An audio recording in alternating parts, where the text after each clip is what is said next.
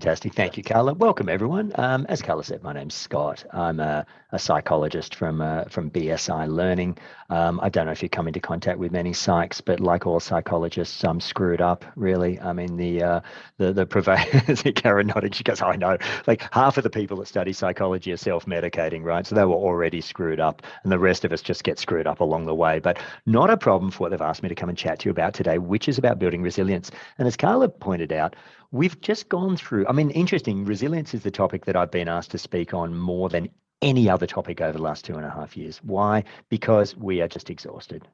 All right, we're just getting to that stage of, there's so much change and so much uncertainty that we just get to that point, and we just go, look, sometimes there's not a lot left in the tank, and we've got to make sure that we're looking after yourself. When you fly, they always say put your oxygen mask on first before you help anyone else, and that's what today's kind of about, making sure you've got your oxygen mask on, so you're going to be of help to your customers, your clients, patients, or colleagues and staff and all of those things.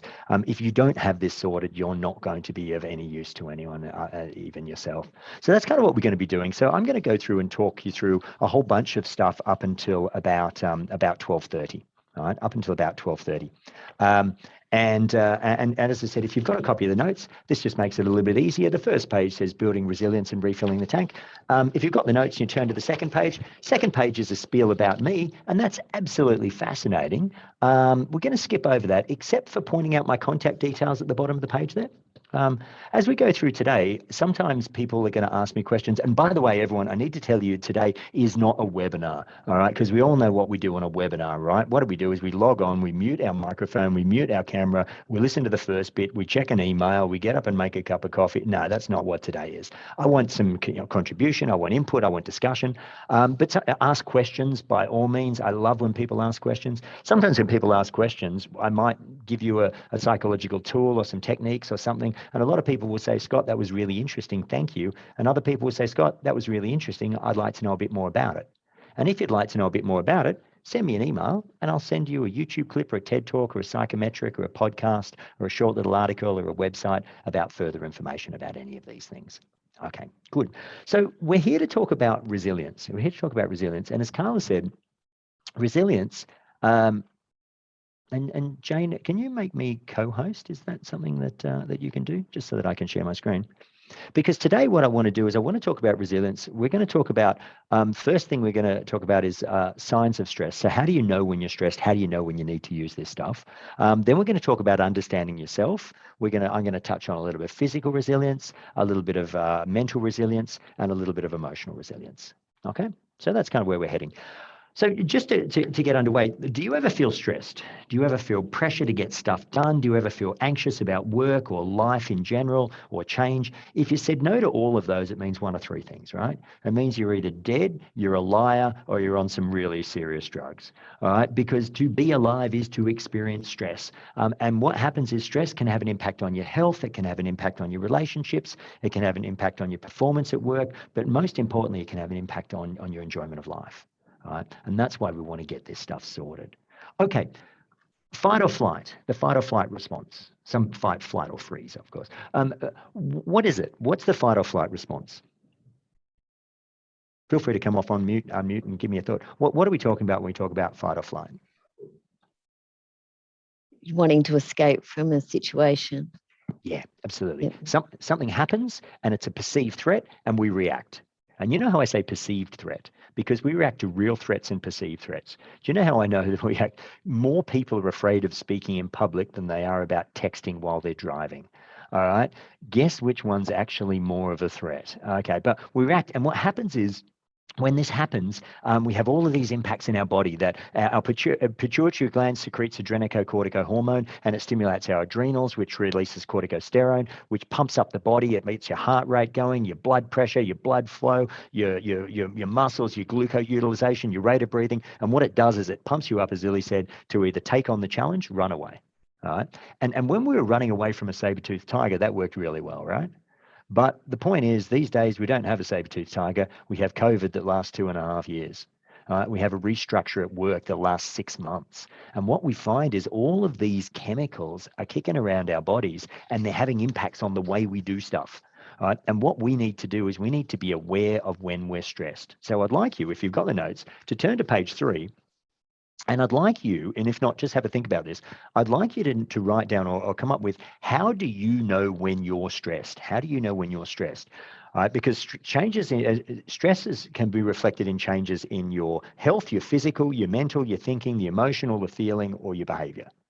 Right? Now, it's interesting. Some people, when they're stressed, they eat more. Some people, when they're stressed, they eat less. When I'm stressed, I eat crap.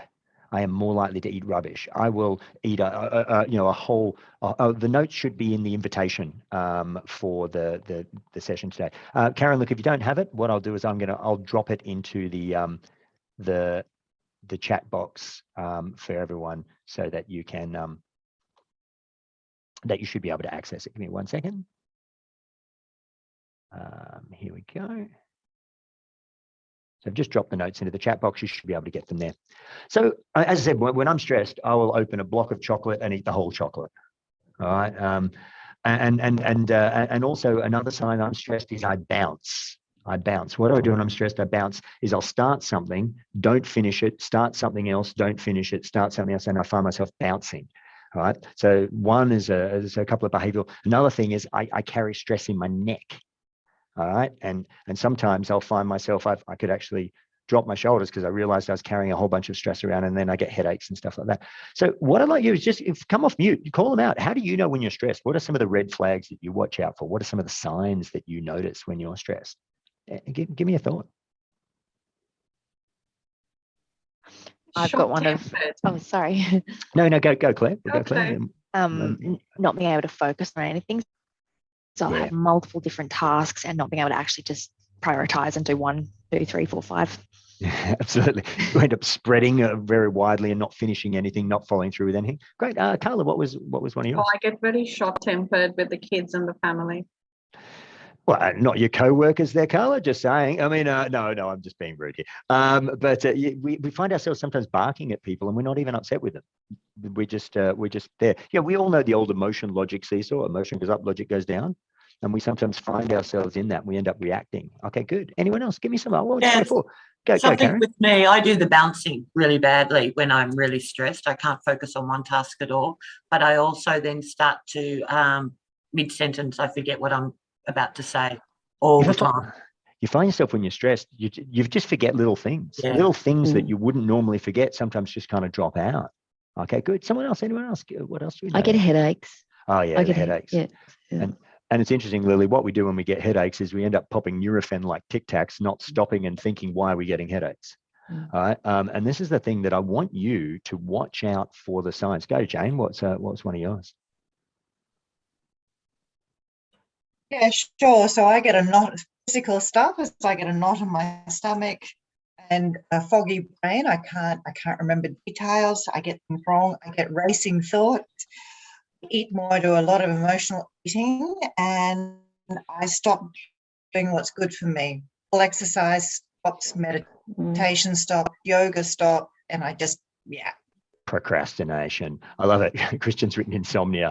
I bet there's a few of us here that wake up in the middle of the night and we look at the clock and then we do maths. Oh my goodness, if I go back to sleep right now, I'll only get 2 hours and 17 more minutes sleep. And now I'm awake because I've done maths. All right. The shallow breathing we notice is losing creativity is an interesting one as well. So what I find is, and what I want you to do is to just be aware of what some of your red flags are. Okay, I'm going to put a couple up here. Be aware of what some of you. What's going on here? Have I dropped out? I've frozen. Can hear you. Okay, Carla's frozen as well. Clearly, this is our internet. I do apologize for that. Well, if people can hear me, why don't we? Can you see that up on the screen that says signs and symptoms? No. No, you can't. Okay. All right. Well, what I'll do in a moment, look, hopefully our internet will come back, but at least if you can hear me. Oh, there we go.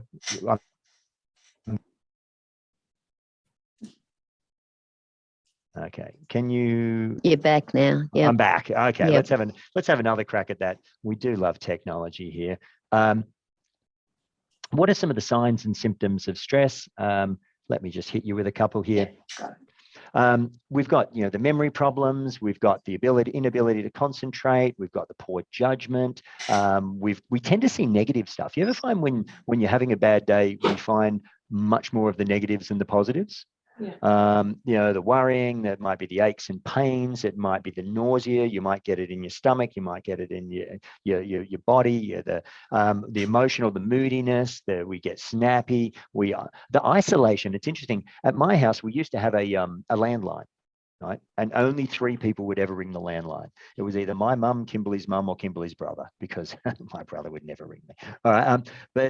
And sometimes that phone would ring at night, and Kimberly and I would both play the It's For You game, because neither of us had the energy to talk to whoever was going to be on the other end of that phone. And so if you want to, you can always send me an email and I can send you the slides. But what I want you to do is to be aware of the signs. I was coaching a surgeon a few years ago, and he said this sentence to me without any recognition of irony. He said, "Scotty, I reckon it was when my second wife left me that it was a bit of a wake-up call. Not when the first wife left him, but when the second wife left him, it was a bit of a wake-up call."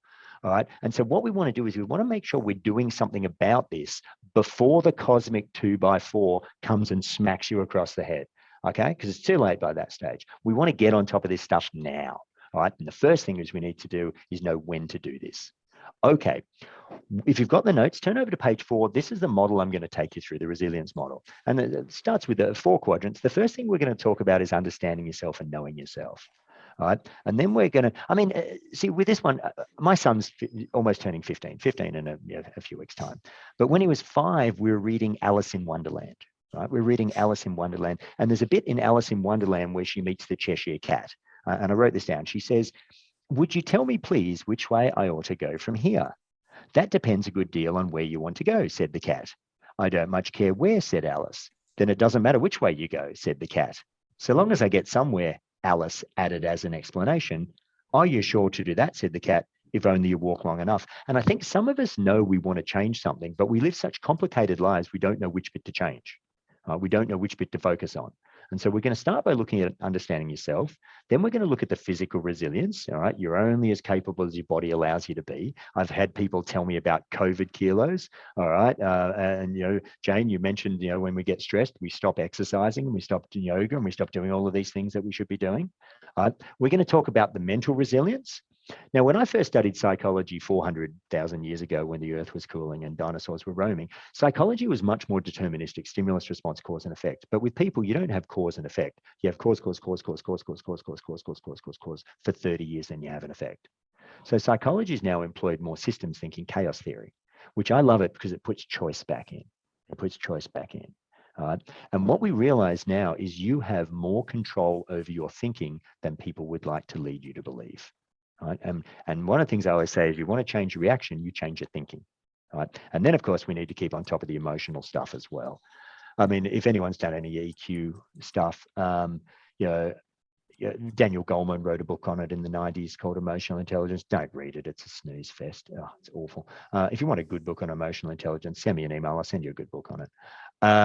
But what all the research indicates is only about 1/3 of us are aware of our emotional reactions when we're in the moment, which means 2/3 of us are sometimes being acted on our emotions rather than being in control of our emotions. So we just need to keep on top of that. And I'm going to give you a couple of little tips and strategies on all of this stuff. You are not going to do something on all of this stuff because it's not all of them are going to be a priority for you. But what I want you to do at the end of today, as Jane said, to build a little bit of an action plan of what are a couple of things you want to put into practice after today that's going to help you put your oxygen mask on. Okay? All right, so let's have a look at this. The bottom of page 4, I put know yourself. I'm going to ask you to do something that's a bit weird and not the sort of thing that people would normally do. But I'm going to ask you, if you can, at the bottom of page 4, to identify your 5 values. What are the 5 things that are important for you in your life? Now, for a lot of people, this is kind of subconscious. Some people find this quite hard to do. If you find you can't do this, send me an email. I'll send you a couple of values questionnaires. Right? But why do I ask you to identify your values? Because when we identify what's really important to us, we can start to look at our behavior. And we can start to see when our behavior may be inconsistent with those values. Now, when I did this, the values I put were things like, if love, relationships, family, business success, recognition, friends, camaraderie, collegiate learning environment, and health.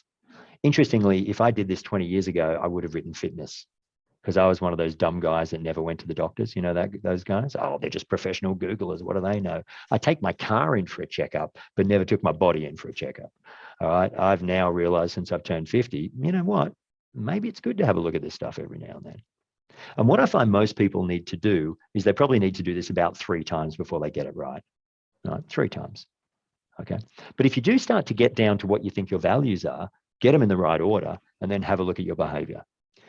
So, for example, I do this with a lot of lawyers, and lawyers will tell me family is one of their values. And then I say, okay, family is one of your values, but you work 6 days a week and you work 12 hours a day. Are you sure family is one of your values? And they say, yeah. And I feel terrible. And I said, well, you need to change something. You either need to change that value or you need to change some of that behavior.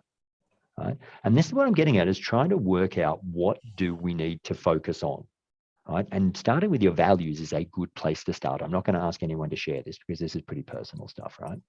By the time you hit about 20, these values become pretty stable. I mean, they evolve a bit over time and significant life experiences can impact on them, but they don't change from month to month, really, year to year.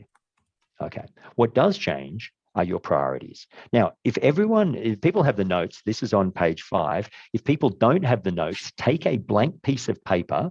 Right? Have a blank piece of paper, and I want you to draw a circle. Look at me for a second. I want you to draw a circle, and in that circle, I want you to draw a cross, and I want you to draw an X. Okay, so draw a circle with a cross and an X, because everyone's going to need to do this one. All right, everyone's going to need to do this one. So Carla's put my email address there. My email address is in the notes as well, of course. So cross and X, because what I'm going to do is I'm going to give you, this is a priority wheel, and I'm going to give you a bunch of categories, and everyone, see this dot in the middle here, right? This dot in the middle here is 0. And the outer circumference of the circle is 100%. And as I give you these categories, I'm going to get you to write it on the spoke and then have a look at where you are now compared to where you want to be. And if you are exactly where you want to be, you'll put a cross right on the outside of the circle. Okay? If you're not, you'll put a cross somewhere on that spoke. Are people okay with what I'm asking you to do? Okay, this is just a way of focusing about, okay, good. Let's go through these. Okay. So the first one I want you to write is love and relationships. Love and relationships. Now, this means different things for different people, okay? Some people will say, Scott, I'm single and that's all I want and I'm completely happy, in which case the cross will be on the outside of the circle. Right? And relationships can mean different things. I've got a friend of mine who got divorced a couple of months ago, and I was talking to him about a soulmate, and he said, Scotty, I'm not looking for a soulmate. I'm looking for a playmate. And I said, okay, that's absolutely fine, and different things to different people. But what I'm talking about here is letting your partner know that you value them. What I'm talking about is paying attention, listening, giving support. This is about sharing your feelings. This is about spending quality time together, even when you're tired. This is about focusing on the positives and giving praise. You ever seen couples that have been together too long and they just pick at one another all the time? Right? This is not a good thing. All right? So this is about focusing on future goals rather than past difficulties. So with regards to your significant relationship, what I would like you to do is put a cross on the line of where you are right now. Okay, so that's the first one. The second one I want to write is personal development. This is learning. This is growing. Show of hands here. Has anyone ever learned something at work purely by accident and thought to themselves, my goodness, if I knew that 6 months ago would have made my life easier? Anyone? Okay, lots of hands go up in the air, right? Lots of hands go up in the air. So this might be some stuff at work that you want to learn, you want to focus on, you want to do a course, you want to develop. There may be some stuff at work. There might be some stuff outside of work. Maybe you've always wanted to learn to cook. You've always wanted to learn to surf. You've always wanted to learn to paint. You've always wanted to learn to speak Italian. All right? Whatever it is, put a cross on the line. The next one's actually been helped by COVID. This one's actually been helped by COVID. Right. Interruption, please. Yeah. Question. So I'm marking level of importance to me, No. where I'm currently at. Where you currently are compared to where you want to be. Okay. So yes, exactly right. So if you're 100% of where you want to be, you'll be on the outside of the circle. Okay, good. Family and kids. As I said, this one's actually been helped by COVID and by our agile working. We're now spending more time with our kids, more time with our family, which is fantastic. Even with that, 50% of working mums don't think they spend enough time with their kids. 30% of working dads. All right. So where are you with that? I mean, the one I always think about this is when I was a kid living with my parents, they never had a dishwasher, right? They never had a dishwasher. And every night my dad would wash up and I would have to dry up. And I'm like, buy a dishwasher. And the second I moved out of home, the buggers bought a dishwasher. And I said to my mum, why? Why? And she said she wanted to buy a dishwasher 5 years earlier, but my dad wouldn't let her, because every night he would wash up and I would dry up and we would talk for 10 minutes and he wouldn't let her give up that 10 minutes. So this is where, with regards to your kids and your family, where are you with that? Put a cross on the line. Okay, the next one I want you to write is work, money, career. I have a theory that a lot of people spend more time planning their next holiday than they do planning their career. Where are you with money? I have to tell people, I have to tell lawyers, you cannot earn as much money having a balanced life as you can having an unbalanced life. You have to learn, what do you need? What do you want? All right. And this might be with, pushing for some goals. This might be changing jobs. This might be working towards a promotion. Right? The money thing, it might be, I want to buy a house. I want to buy an investment property. Right? Someone was telling me, Scott, interest rates are about to go up. Oh, it's really hard to time the market. Timing the market's really hard. And I said, it's not about timing the market. It's about time in the market. If you buy a house, it will go up. And what's interesting, most of us who bought a house, bought investment property, have looked at that and said, I wish I had done that 5 years earlier. All right. So with regards to wealth and money and career, put a cross on the line. The next one is giving back, mentoring, sharing, contributing. Volunteering, giving your time. My mum raises money for breast cancer research. Is there some things with regards to giving back that you would like to do? If so, put a cross on the line. Interesting. This is the reason why I work at BSI and not working on my own. Right? I could hammer up a shingle and do training on my own. Why do I work at BSI? Because I love working in an environment where I can mentor and help other people and help people to develop. Right? That's why I work where I do. Might even be able to make more money if I worked on my own. But you know what? For me, it's about giving back as well. Okay. Scott, sorry, can I just say, so there's a difference, there's giving back for me, which is where you're doing it at no reward to yourself. And then there's mentoring, sharing and contribution where potentially you're paid. So is there a difference that we're measuring here? Because it's very different for me between those two things. Absolutely. And I guess my response to Mark is whichever's more helpful for you with doing this exercise. You're right. I mean, and this is, but people will ask, even there are no truly altruistic, actions anyway. And so, with regards to that, you're giving back without anyone knowing, well, you feel good. So, so with regards to this, if mentoring is part of your job, then maybe that fits under the previous category. All right. If this is something that's outside of your day-to-day responsibilities, then maybe it fits under the mentoring contribution. Okay. Personal interests and hobbies. Show of hands. Anyone here got a hobby that they like, but they don't really find much time to do it anymore? Show of hands. Anyone do this?